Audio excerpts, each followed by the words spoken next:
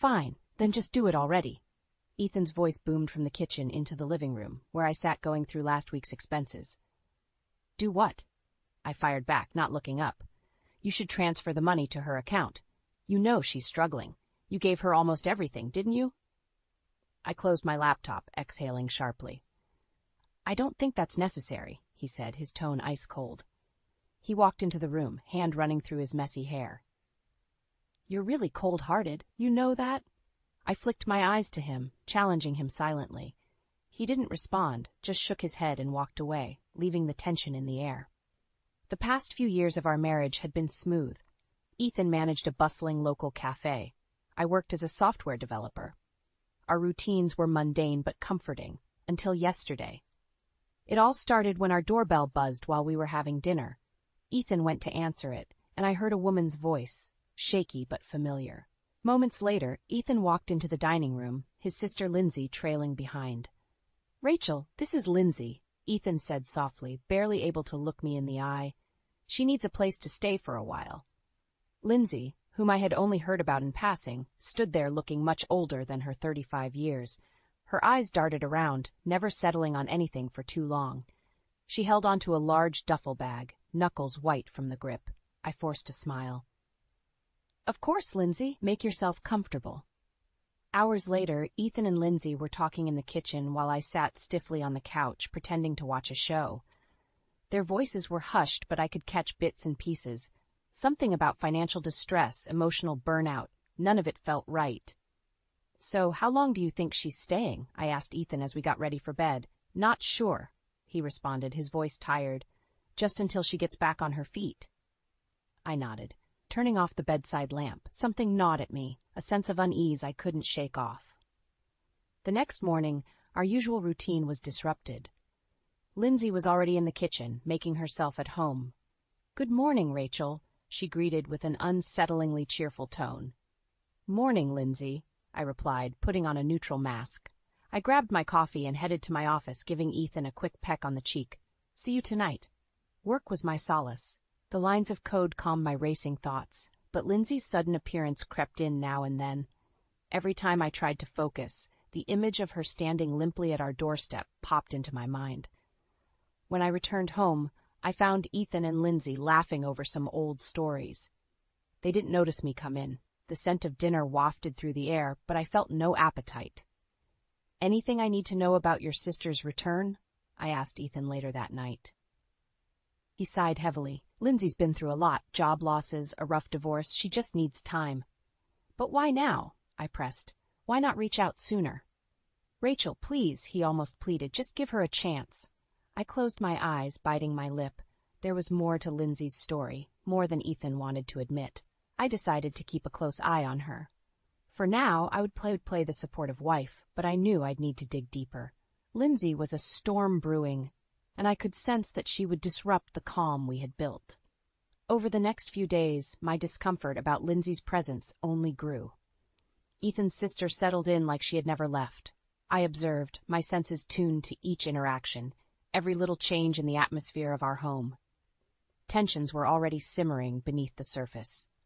One morning, I found Lindsay lounging on the sofa, remote in hand, feet propped up on the coffee table. Rachel, could you pass me some water? She asked, not even glancing away from the TV. I bit back a sharp retort, grabbed a glass of water, and handed it to her. Here, I said, my voice clipped. Thanks, she replied absent-mindedly. Ethan wasn't aware of these small moments. Whenever he was around, Lindsay transformed into the picture of humility, polite, and grateful. But when we were alone, a different side of her emerged. One evening, after dinner, Ethan had to rush back to the cafe to handle a staffing issue. Lindsay and I were left alone. I cleaned up, and she sat at the table flipping through a magazine. So, Rachel, have you thought about letting me borrow your car, just for a couple of days till I get things sorted? Lindsay asked, her tone casual but laced with expectation. I don't think that's a good idea, I replied, keeping my voice steady. We need it for work. Right, she said, smirking slightly. Ethan mentioned your job. A software developer, huh? Sounds demanding. It is, I said, sensing some form of judgment in her words. Must be nice, she added, not looking up. Having a stable job and all. I work hard for it, I countered, wiping the table a little too forcefully. I'm sure you do, she returned, her voice dripping with something I couldn't quite place.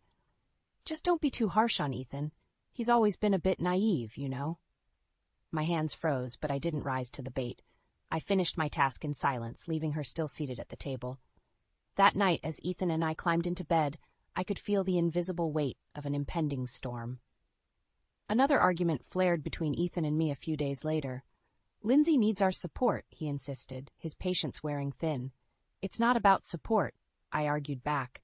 It's about boundaries. She's becoming a burden. She's my sister, Rachel. We can't just throw her out because she's inconvenient, he stated firmly. In the days that followed, Lindsay's behavior only became more problematic. She stayed up late, making noise that kept us awake. I'd find the kitchen a mess after she cooked. She seemed to have little regard for the home we had so carefully maintained. Ethan, you have to talk to her, I said one night, frustration boiling over. I will, I promise, he said, tiredly rubbing his temples. But I knew he wouldn't. His blind spot for his sister was too large. One particularly exhausting evening, after catching Lindsay rummaging through my belongings in our bedroom, I had to force myself to stay calm. What are you doing? I demanded. Just looking for some socks, she replied innocently, though her eyes told a different story. We have a guest room for a reason, Lindsay. Please respect our space, I said, my voice hard. Lindsay didn't respond, just gave me a small smile that didn't reach her eyes and walked out. As I lay in bed that night, Ethan asleep beside me, I knew I needed to take action. Lindsay was becoming more than just a nuisance. She was a threat to the peace and stability of our home, and I wasn't going to let her tear everything apart. It was just a matter of how much more I could take before reaching my breaking point. The tension in the house was as sharp as a knife edge. Ethan was drifting away, drawn into Lindsay's world of manipulation. It was subtle at first, small remarks and suggestions, but over time it became clear Lindsay had a plan. One Saturday morning, Ethan sat down next to me with a sigh. Rachel, Lindsay thinks she's overstaying her welcome, he began cautiously. Does she? I replied, folding my arms. She suggested that maybe we could help her get back on her feet by giving her some financial help, he said, looking uneasy. No, Ethan. She's been here for weeks, and all she's done is create chaos, I replied sharply. She needs to show some initiative and find a job. Later, I overheard Lindsay talking to Ethan in the kitchen. Ethan, I feel like a burden, but Rachel? She's being so cold, she said softly, sniffling as if she was on the verge of tears. She's just stressed, Linz, Ethan replied, trying to console her. I don't think she wants me here. I'll leave if that's what you both want, she said, sounding pitiful. Ethan hesitated. No, we'll figure something out. Rachel just needs time. That evening, I found Lindsay rifling through our living room drawers. What are you looking for, Lindsay? I asked pointedly. I was just trying to find a pen, she responded, a hint of defiance in her eyes. Next time, ask, I said. She shrugged, the smirk playing on her lips, ever so slight, but I caught it. Dinner was a silent affair until Lindsay decided to stir the pot further. You know, Ethan, I overheard some people at the cafe talking. They said Rachel spends a lot of time with her male colleagues after work, she said casually, setting her fork down and giving me a sideways glance. I felt the accusation like a slap. Excuse me? I snapped. Oh, did I misunderstand? My mistake, she said, feigning innocence. Ethan looked troubled, his eyes darting between Lindsay and me. Rachel, is there something I should know? He asked, his voice low. Seriously, Ethan, you're going to believe this nonsense? I replied, my frustration hitting its peak. Lindsay's smirk returned. I'm sorry. I must have misheard, she added, pouring fuel on the fire. After dinner, I cornered Ethan. You know she's trying to turn you against me, right? I said, my voice trembling with anger. She's just stressed, Rachel. She didn't mean it, he said, rubbing his forehead. Open your eyes, Ethan. She's manipulating you. I shouted it without caring if Lindsay could hear. The argument spiraled with me accusing and Ethan defending. Lindsay's presence in our home became the tipping point for constant stress and bickering between us. One evening, I returned home to find Lindsay sprawled on the couch, chatting on her phone. Yeah, they're out of town this weekend, she said, her eyes meeting mine before quickly looking away. Who are you talking to? I demanded.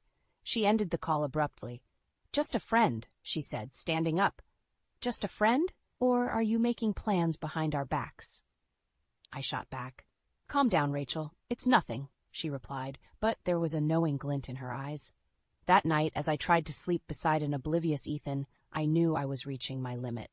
Her subtle digs, the way she wrapped Ethan around her finger, it all pushed me closer to the edge. The house had turned into a battleground, and I was out of patience. Time was running out, and something had to change.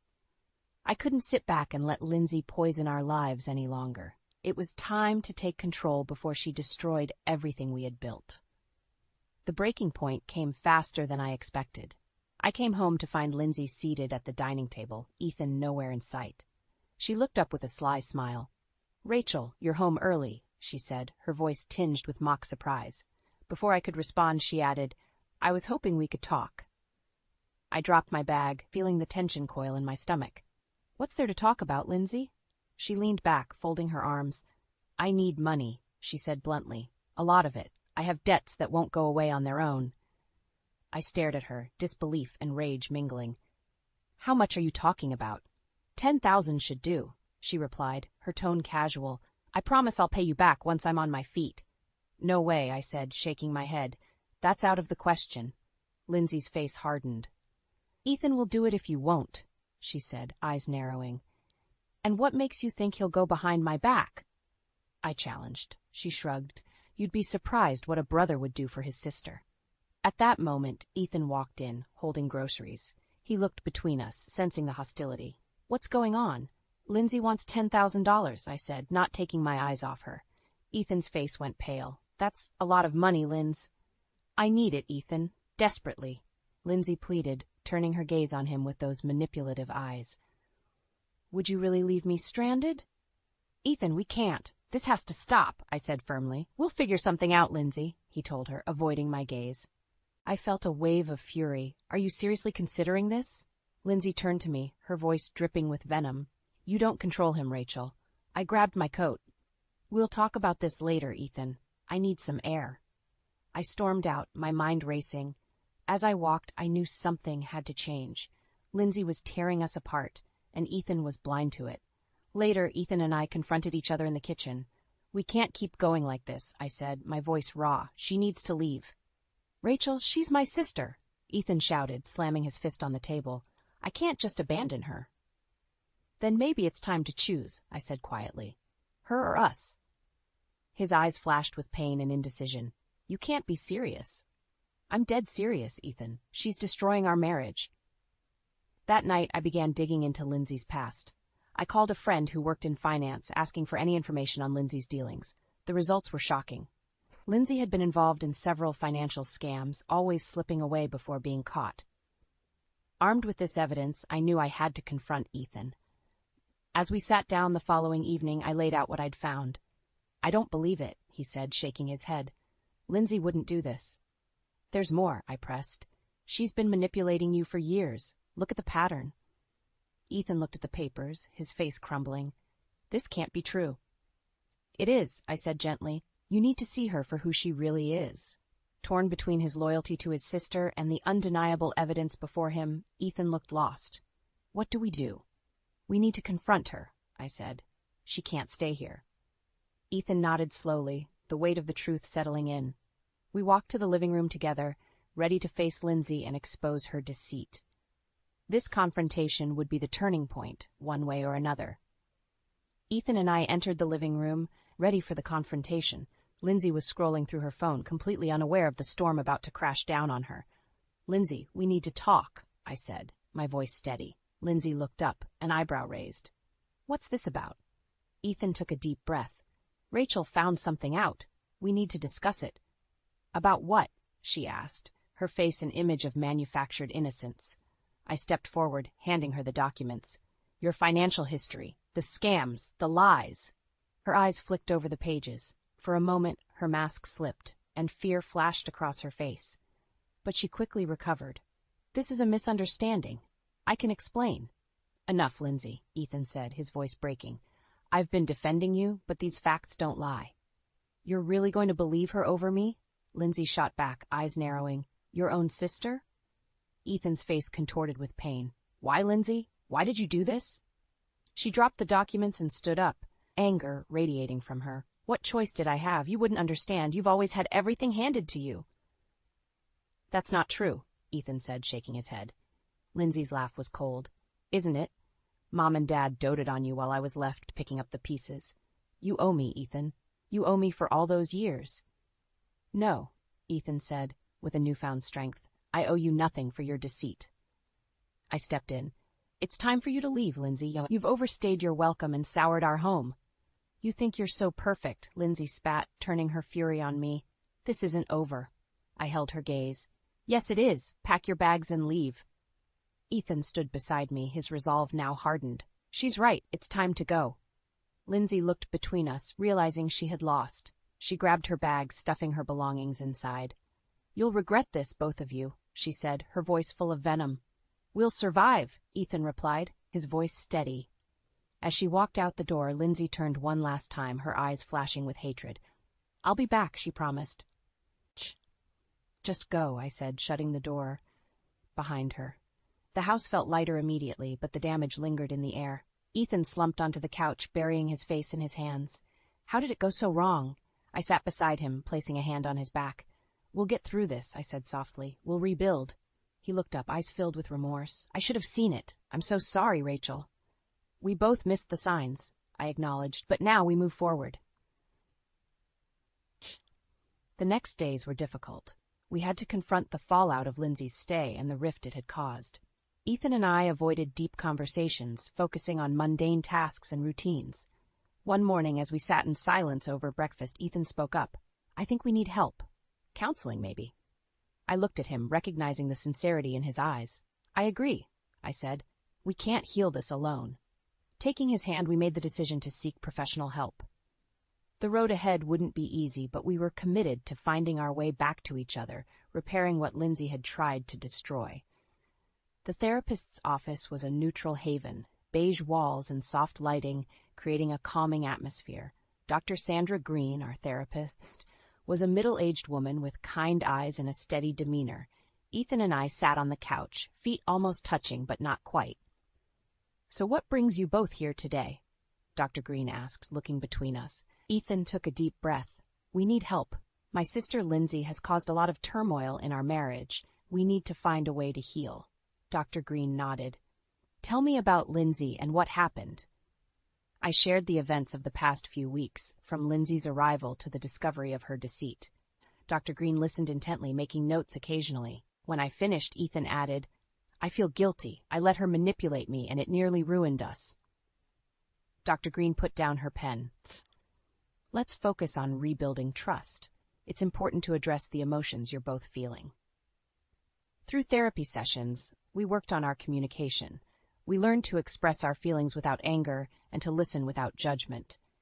It was grueling, but I began to see glimpses of the bond we once had. One evening, after a particularly challenging session, Ethan and I sat in the living room, a comfortable silence between us.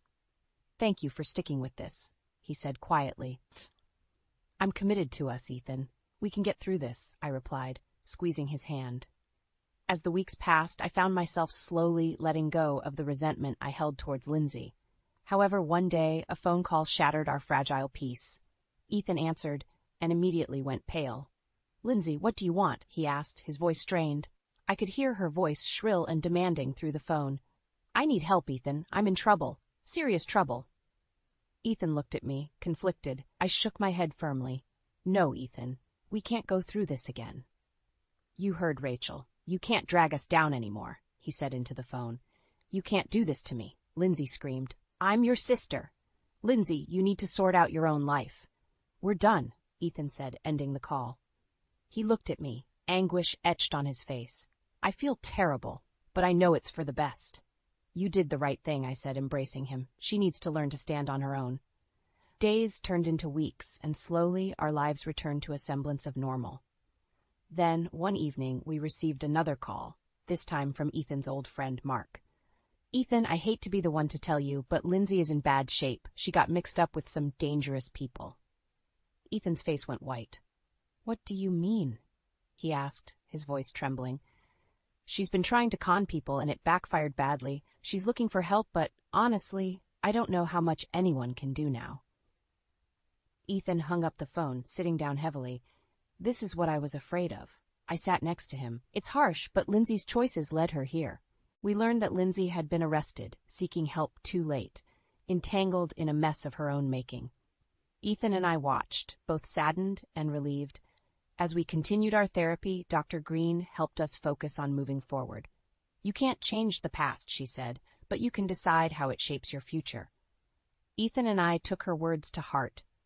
We worked harder on our relationship, setting clear boundaries and learning to trust again.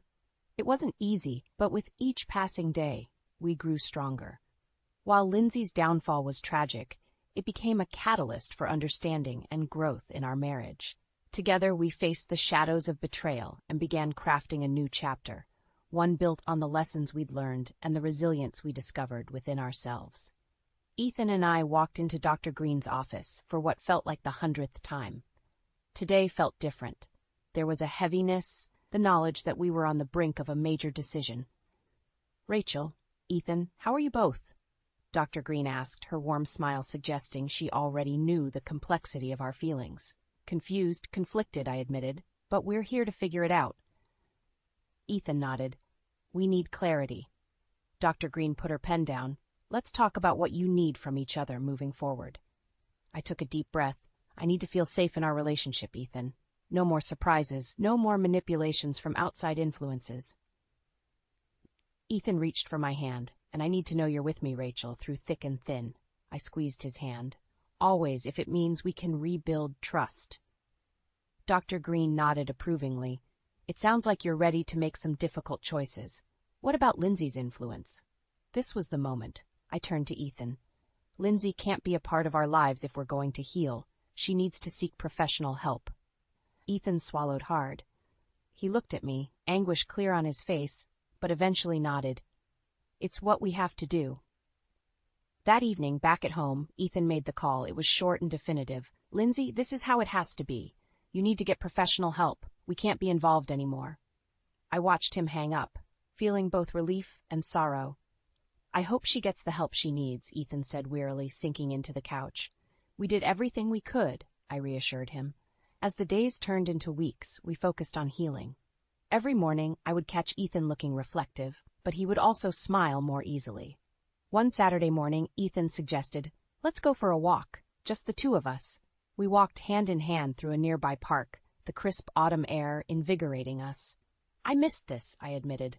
Me too, Ethan said, squeezing my hand. We'll make new memories, Rachel, better ones. Our walks became a ritual, a way to reconnect and reaffirm our commitment to each other. One afternoon, we decided to visit Jamie, my close friend and confidant, who had been supportive through this ordeal. Come in, you guys.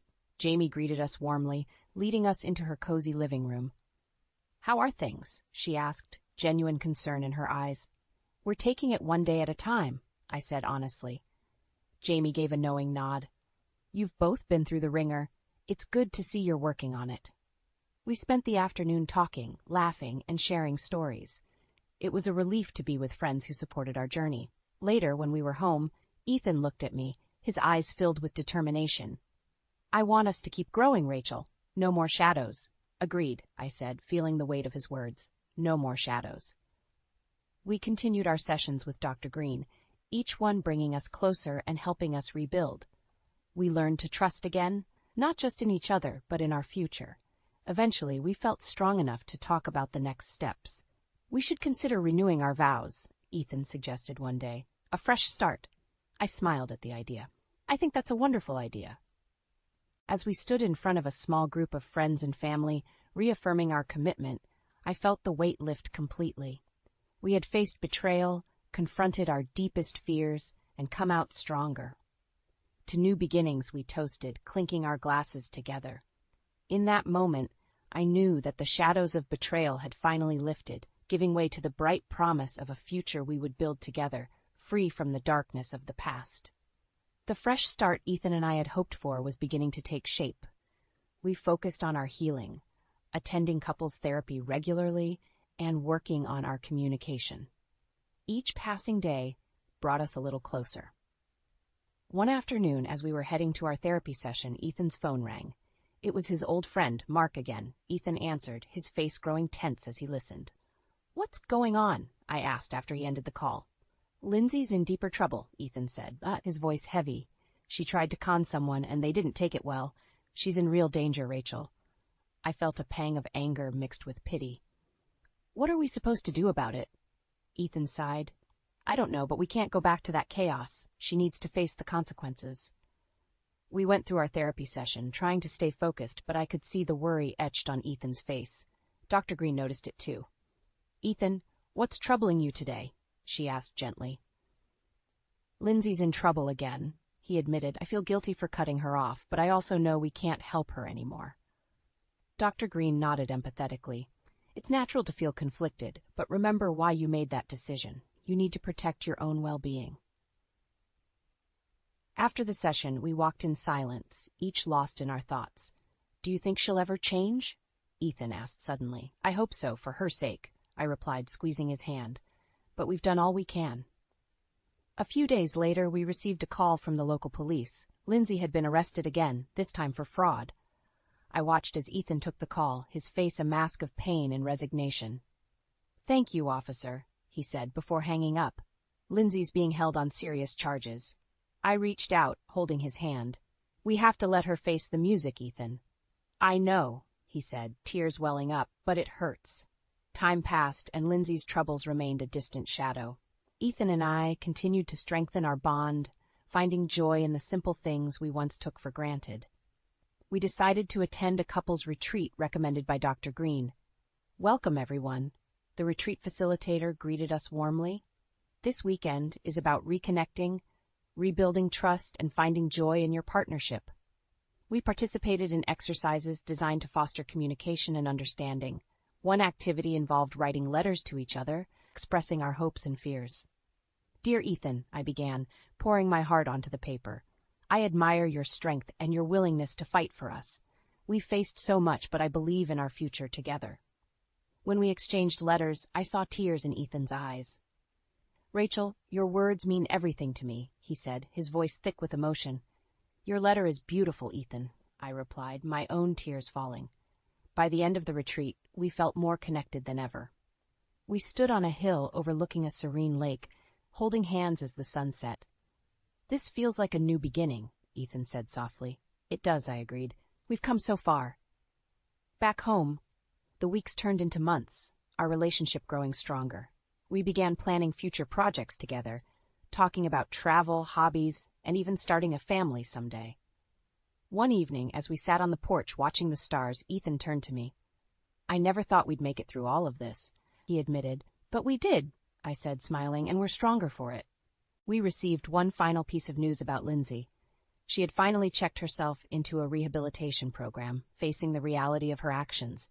"Maybe this is the turning point she needs," Ethan said hopefully. "Let's hope so," I replied, grateful for the closure.